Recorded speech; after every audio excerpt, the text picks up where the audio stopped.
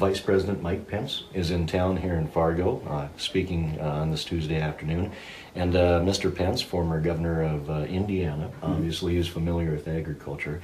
There have been discussions and meetings going on at the White House between the president and various representatives of the renewable fuels industry, from what I understand, perhaps energy oil industry interests, and also lawmakers like Chuck Grassley and Ted Cruz.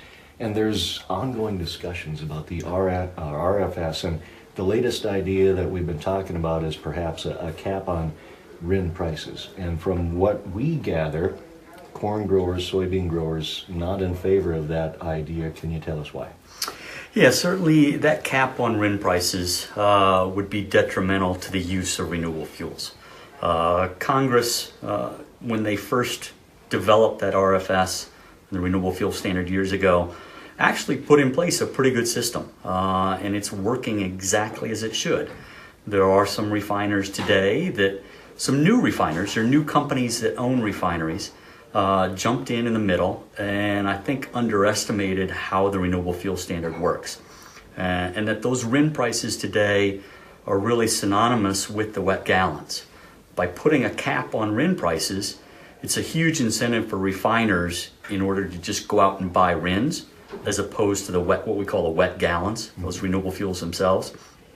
And so once they purchase those RINs without wanting to touch the gallons themselves, we get an overabundance of those gallons, and those renewable fuel producers literally have to shut the spigot off because the tanks are full. All they've done is sold RINs to meet obligations, and we still don't have any additional renewable fuel use.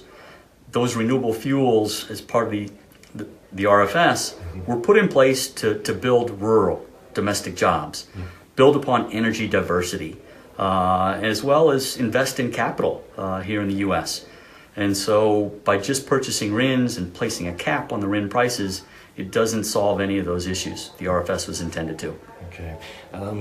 Just in my words, I would say it's almost like the oil interests are trying to skirt the issue, which brings me to my next question. We were talking a moment ago about PES and their recent bankruptcy, and Senator Cruz had used that as an example of how the RFS is broken, and they blame the RFS and RINs in particular for, in part, causing their demise.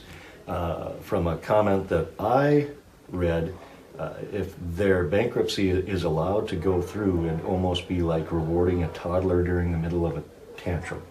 And so you would like the DOJ to maybe investigate that bankruptcy and maybe roll it back, is that correct?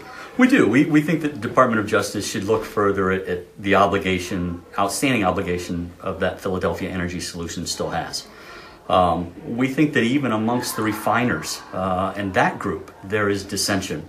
Private, individual refineries such as PES are going to leave the rest of the refiners left holding the bag, so to speak, for those obligations. And we believe that the current judgment from DOJ is going to set a bad precedent.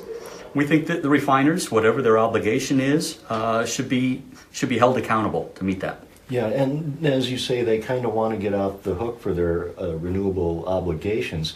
And I had read something where perhaps if we let this slide, how do we stop other industries from using the same excuse, whether it be coal or oil or something like that, a bad precedent? It is, and so it's not just a bad precedent under the RFS and for renewable fuels. It's a bad precedent for any obligation, any rule of law here across the U.S.